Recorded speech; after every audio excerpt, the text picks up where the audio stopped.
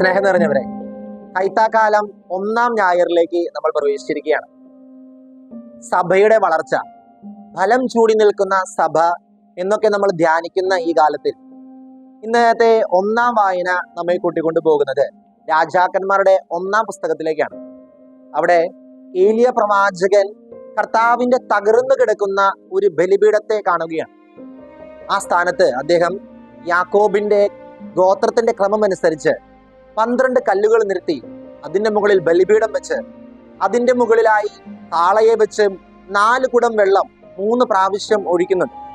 അതിനുശേഷം അദ്ദേഹം സ്വർഗത്തിലേക്ക് കരങ്ങൾ ഉയർത്തി മനോഹരമായ ഒരു പ്രാർത്ഥന പങ്കുവെക്കുന്നത് ഇപ്രകാരമാണ്: ദൈവമേ, അങ്ങ് മാത്രമാണ് ഇവരുടെ ദൈവമെന്ന്, ഇവരുടെ ഹൃദയങ്ങളെ അങ്ങ് തിരിച്ചു വിളിക്കുന്നുവെന്നും ഇവരെ അറിയിക്കണമേ.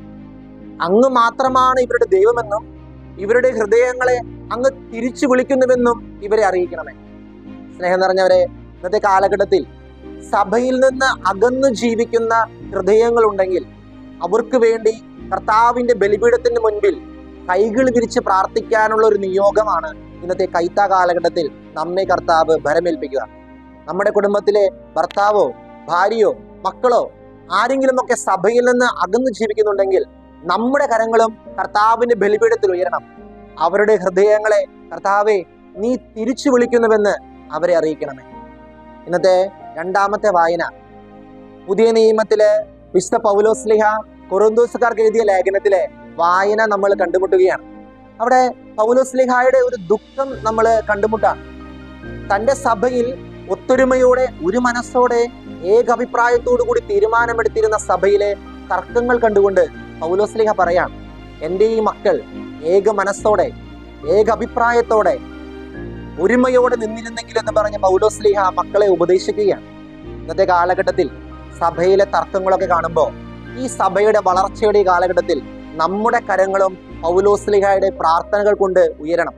നമ്മളും പ്രാർത്ഥിക്കണം, ഞങ്ങളുടെ സഭയുടെ മക്കൾ ഏക മനസ്സോടെ ഏക അഭിപ്രായത്തോടു കൂടി ഒരുമിച്ച് പോകുന്ന സഭയായി വളരാനായിട്ട് നമ്മളും പ്രാർത്ഥിക്കേണ്ട കാലമാണ് ഈ കൈത്താക്കാലം. നമ്മൾ ഈ 2 വായനകൾക്ക് ശേഷം നമ്മൾ സുവിശേഷത്തിലേക്ക് കടന്നു ചെല്ലുമ്പോൾ ഈശോ സഭയിലെ മക്കളെ നോക്കി 2 ഗുണങ്ങൾ സ്വന്തമാക്കണമെന്ന് പറയുകയാണ്. വിരുന്നിന്റെ ഉപമയിലൂടെ കർത്താവ് നമ്മളോട് പറയുന്നത് പ്രകാരമാണ്. വിളിച്ചവനെ നോക്കി കർത്താവ് പറയുകയാണ്, നീ അതിർത്തികളിലേക്ക് കടന്നു ചെല്ലണം. പട്ടിണി കിടക്കുന്നവരുടെ അടുത്തേക്കും അന്ധരുടെ അടുത്തേക്കും മുരന്തരുടെ അടുത്തേക്കും നീ കടന്നു ചെല്ലണമെന്ന് കർത്താവ് പറയുമ്പോൾ ഫ്രാൻസിസ് മാർപ്പാപ്പ നമ്മെ ഉത്ബോധിപ്പിച്ച വാക്കുകൾ നമ്മുടെ മനസ്സിലേക്ക് വരണം. നിങ്ങൾ അതിർവരമ്പുകളിലേക്ക് കടന്നു ചെല്ലണം. അതിർവരമ്പുകളിൽ നിരാശയിലും ദുഃഖത്തിലും ഏകാന്തതയിലും കഴിയുന്നവരുടെ പക്കലേക്ക് സ്വാന്തനത്തിന്റെ തൈലവുമായി നിങ്ങൾ കടന്നു ചെല്ലണമെന്ന് ഫ്രാൻസിസ് മാർപ്പാപ്പ നമ്മെ ഓർമ്മിപ്പിക്കുമ്പോൾ ഇതേ ഗുണം തന്നെയാണ് ഫ്രാൻസിസ് മാർപ്പാപ്പയും നമ്മൾ സ്വന്തമാക്കണമെന്ന് ആഗ്രഹിക്കുക. രണ്ടാമതായി കർത്താവ് പറയുന്ന ഗുണം, നമ്മൾ ഓരോരുത്തരും മറ്റുള്ളവരെ നമ്മളെക്കാൾ വലിയവരായി കാണും. ഇത് തന്നെയാണല്ലോ പ്രഭാഷകന്റെ പുസ്തകത്തിൽ പറഞ്ഞു വെക്കുന്നത്, നീ എത്രമാത്രം ഉന്നതനാണോ അത്രമാത്രം വിനീതനായിരിക്കും. സ്നേഹം നിറഞ്ഞവരെ, ഈ കൈത്താ കാലഘട്ടത്തിൽ ഈ 4 കാര്യങ്ങളാണ് ഞാൻ നിങ്ങളോട് പറയാൻ ആഗ്രഹിച്ചത്. ഒന്നാമതായി, ഈ സഭയുടെ വളർച്ചയുടെ കാലഘട്ടത്തിൽ സഭയിൽ നിന്ന് അകന്നു ജീവിക്കുന്ന ഹൃദയങ്ങളെ കർത്താവിന്റെ ബലിപീഠത്തിൽ ചേർത്ത് വെച്ച് പ്രാർത്ഥിക്കണം. അവരുടെ ഹൃദയങ്ങൾ കർത്താവിലേക്ക് തിരിച്ചു വരുവാൻ. രണ്ടാമത്, നമ്മുടെ സഭയിലെ തർക്കങ്ങൾ കാണുമ്പോൾ ഈ കൈത്താ കാലഘട്ടത്തിൽ നമ്മൾ പ്രാർത്ഥിക്കണം, നമ്മുടെ സഭയുടെ മക്കൾ ഒരു മനസ്സോടെ ഏകഹൃദയമായി ഒന്നായി മുന്നോട്ട് പോകും. മൂന്നാമതായി, 2 ഗുണങ്ങൾ നമ്മൾ നമ്മുടെ ജീവിതത്തിലൂടെ ജീവിച്ച് കാണിക്കണം. ഒന്ന്, നമ്മളെക്കാൾ വിലയുള്ളവരായി മറ്റുള്ളവരെ കാണണം.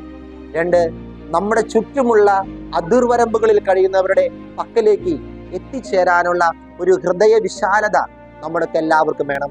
ദൈവം നമ്മെ സമൃദ്ധമായി അനുഗ്രഹിക്കട്ടെ. നമ്മുടെ കർത്താവ് മിശിഹായുടെ കൃപയും പിതാവായ ദൈവത്തിന്റെ സ്നേഹവും പരിശുദ്ധാത്മാവിന്റെ സഹവാസവും നാം എല്ലാവരുടെയും കൂടെ ഉണ്ടായിരിക്കട്ടെ, ഇപ്പോഴും എപ്പോഴും എന്നേക്കും.